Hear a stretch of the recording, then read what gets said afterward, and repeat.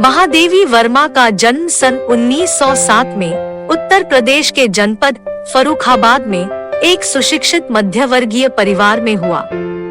उनके पिता श्री गोविंद प्रसाद उच्च शिक्षा प्राप्त करने के बाद मुख्याध्यापक के रूप में कार्यरत थे और उनकी माता श्रीमती हेमरानी देवी शिक्षित और धार्मिक विचारों वाली कुशल गृहिणी थी।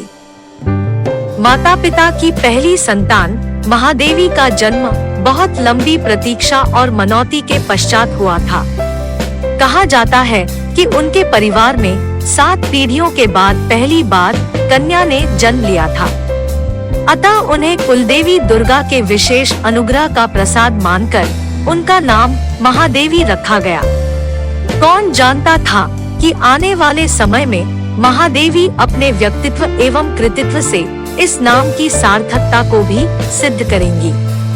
महादेवी ने अपनी आरंभिक शिक्षा घर पर ही पूरी की। अध्ययन के साथ ही वे संगीत और चित्रकला में भी प्रारंभ से ही रुचि रखती थी। 9 वर्ष की अल्पायु में ही उनका विवाह हुआ, जिसके फलस्वरूप वे इंदौर से अपने ससुराल प्रयाग में आ गई। परंतु विवाह के बाद महादेवी ने शिक्षा की राह चुनी। उन्होंने प्रथम श्रेणी में मैट्रिक पास कर पूरे प्रांत में प्रथम स्थान हासिल किया। उन्हें राजकीय छात्रवृत्ति भी प्राप्त होने लगी। महादेवी की कविताएं पत्र पत्रिकाओं में छपने लगी। काव्य रचना का यह सृजन अबाध गति से चलता रहा। 11वां दर्जा पास करते करते काव्य सम्मेलनों तथा वाद विवाद प्रतियोगिताओं में भाग लेकर महादेवी सैकड़ों तंबों और पुरस्कारों से सुशोभित हुई। उस समय की प्रचलित प्रसिद्ध कविताएं प्रकाशित होने लगी तो काव्य मर्मज्ञों का ध्यान भी इस नवीन प्रांजल प्रतिभा की ओर आकर्षित होने लगा। महादेवी ने संस्कृत में MA तक की औपचारिक शिक्षा प्राप्त की। अपनी शैक्षणिक योग्यता के कारण MA पास करते ही उन्हें प्रयाग महिला विद्यापीठ के प्राचार्य का पद मिला। काफी लंबे समय तक महादेवी ने इस पद पर अपने दायित्व का सफलतापूर्वक निर्वाह किया। वे नारी शिक्षा, नारी जागृति और नारी आत्मसम्मान के प्रति सदैव सजग रही। उनकी सुभद्रा कुमारी चौहान से प्रगाढ़ मैत्री थी तो निराला, पंत और प्रसाद के प्रति आत्मीय अगाध श्रद्धा। वे इलाहाबाद से प्रकाशित होने वाली मासिक पत्रिका चाँद की संपादिका भी रही। सन 1955 में उन्होंने साहित्यकारों के साहित्य सृजन हेतु प्रयाग में गंगा किनारे साहित्यकार संसद की स्थापना भी की।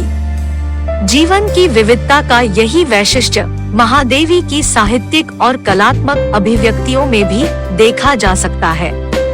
असमय वैधव्य ने महादेवी के जीवन को आत्मलीन, शांत और एकाकी अवश्य बनाया, लेकिन उनका व्यक्तित्व अत्यंत उदार, मिलनसार और परोपकारी था। अपने जीवन में महादेवी ने गरीबों और दीन दुखियों की बहुत सेवा सहायता की। कहा जाता है कि महादेवी बौद्ध दीक्षा लेकर भिक्षुणी बनना चाहती थी, लेकिन महात्मा गांधी के संपर्क में आने के बाद वे आप ही समाज सेवा में लग गई। महादेवी के संस्मरणों और रेखाचित्रों में उनके बहिर्मुखी व्यक्तित्व की अत्यंत जीवंत अभिव्यक्ति होती है, लेकिन उनकी कविताओं में वेदना, करुणा और अकेलेपन की आत्मलीनता ही अधिक व्यक्त होती है, जो इनके अंतर्मुखी व्यक्तित्व को उजागर करती है। उनके व्यक्तित्व का यह अंतर्विरोध उनके पाठकों के लिए ही नहीं वरन आलोचकों के लिए भी एक समस्या बन गया है। अगर महादेवी के गद्य और पद्य साहित्य को आमने सामने रख दिया जाए तो दोनों दो अलग अलग भिन्न व्यक्तियों की परस्पर विरोधी चेतना की रचनाएं लगेंगी। कविता, गद्य, चित्र, संगीत, राष्ट्रीय आंदोलन, नारी चेतना आदि कितने ही क्षेत्र हैं जिनमें महादेवी अपने महीयसी जीवन का पुण्य स्पर्श देकर अमरता प्रदान करती चली गई। सौंदर्य और माधुर्य की छटा बिखेरती हुई प्रकृति पुत्री महादेवी 11 सितंबर सन 1987 को प्रकृति के आंचल में जा सोई। देश की ऐसी अत्यंत विलक्षण प्रतिभा को कोटि कोटि नमन।